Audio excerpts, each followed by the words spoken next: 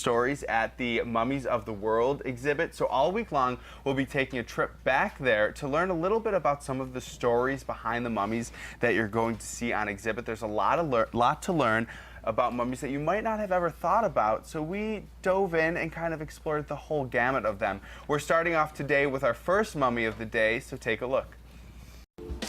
We were here when the mummies were delivered and when the exhibit first opened, so now it's time to take an in-depth look at the Mummies of the World exhibition at the Buffalo Museum of Science. We're here with Catherine Leacock. Now, Catherine, for people that haven't made it out to the exhibit, what is it all about? Well, Mummies of the World is an amazing exhibit, and they should have a really good excuse why they haven't made it out so far. It'll be here through September. But, you know, when we think of mummies, a lot of times we think of Egyptian mummies. That's sort of what we're taught in school. But what Mummies of the World shows is that not all mummies are Egyptian and not all mummies are wrapped. So you'll see mummies here from different parts of the world, and you'll learn about the mummification process. So the fact that mummification occurs naturally as well as artificially. And what a lot of people seem to like about this exhibit is that you start to learn that behind every mummy, there was really a person. Absolutely. The science that has gone into this exhibit is really amazing. A lot of the mummies have been scanned. They've looked through documents to determine who the individual was, sometimes what they did for a living, how old they were when they passed, and all of that information is here in the exhibit for the visitor. So truly, behind every mummy, there is a story. And we're going to be taking a closer look at some of the stories of these mummies, because every day this week, we're going to be featuring one of them. So why don't we head over to our first mummy of the day? Now, we're standing in front of our first mummy of the day, so tell me a little bit about the story behind this mummy. Well, this is a fascinating mummy because this is Buffalo's own mummy.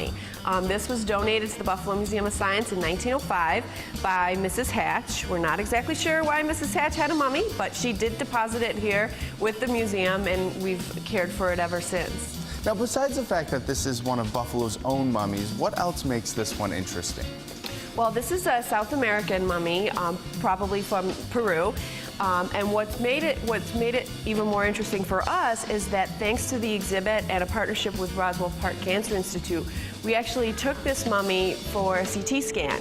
And we were able to learn all this fascinating information. We now know that this individual is a girl. Yay! So we all got out our sort of pink cigars. And she was 2 years old at the time she passed. There's no sign of trauma, so we're not exactly sure what happened to her. But of course, there are a lot of things that kill us before they leave any sort of mark on our remains.